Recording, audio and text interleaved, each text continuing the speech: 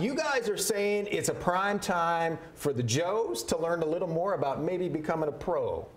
No question. I mean, this is a week where many Joes have the time to bet like a pro, plain and simple. And here's 3 bullet points to just get you started in the theory of how you might want to bet a little bit more like a pro than a Joe. Number 1, less impulse, more research. Remember, there's not just what we saw last week. There's a full season of evidence to recognize how good or bad these teams are. One of the mistakes the Joes make, they spend a little bit too much time looking at last week or thinking about last week's games and not enough time thinking about the full research of elements that are available for you. Gotcha. Number 2, and this is really important, bet sober. Go easy on the eggnog. If you're drinking, if you're having fun, that's fine.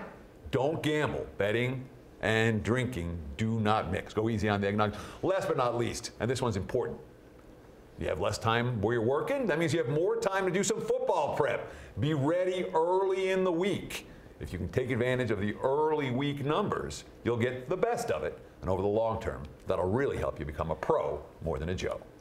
Now, Jack, I'm definitely one of the Joes. I'm a terrible sports bettor. But you say one of your keys, kind of piggyback on off what Teddy was saying, is self-awareness. Yeah, I think that most people, a couple of things, they may not realize that there are people out there that win betting on sports consistently. And so admitting that is a good thing. The other thing I think might be confusing to people is you say research more. There's so much information out there and so many different pieces of information. How do you know what's good and what's not good? And so one way to sift through that is go ahead and find some people that you trust that are winning and being honest about it, and follow them. Follow them on Twitter. I know a couple guys who do that. Right? And Wow. that was one of my points. Watch this show. I mean, our free plays at the end, 6-0 the last 3 weeks, 8-2 the last 5 weeks. So find somebody that you trust, that you believe they're telling the truth, they're transparent about, and then you can follow their information on the social networks avenues. The other thing, yeah, find some teams that, generally speaking, sharp players are going to like. If you watch this from the beginning, we've been talking about Philadelphia since day one and how good they were going to be. They're coming to that fruition.